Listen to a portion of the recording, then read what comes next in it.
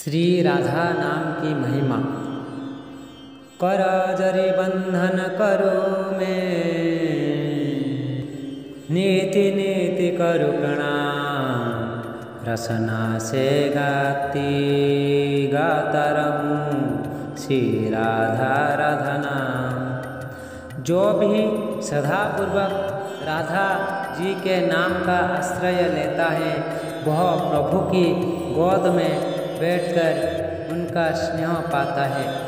ब्रह्मा वैवर्त पुराण में स्वयं श्रीहरि विष्णु जी ने कहा है कि जो व्यक्ति अनजाने में श्री राधा कहता है उसके आगे में सुदर्शन चक्र लेकर चलता हूँ, उसके पीछे स्वयं शिव जी उनका त्रिशूल लेकर चलते हैं, उसके दाईं ओर इंद्र वज्र लेकर चलते हैं और बाईं तरफ वरुण देव छत्र लेकर चलते हैं। राधा रासेश्वरी रम्या कृष्ण मंत्राधिदेवता, स्वधारे सर्वाघ्र सर्वबंध्या वृंदावन बिहारिणी।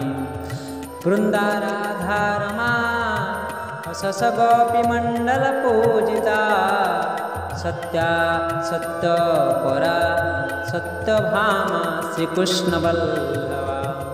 वृषभानुसुता गोपी मूल प्रकृतीश्वरी, गांधर्वा राधिका रम्या रुक्मिणी परमेश्वरी।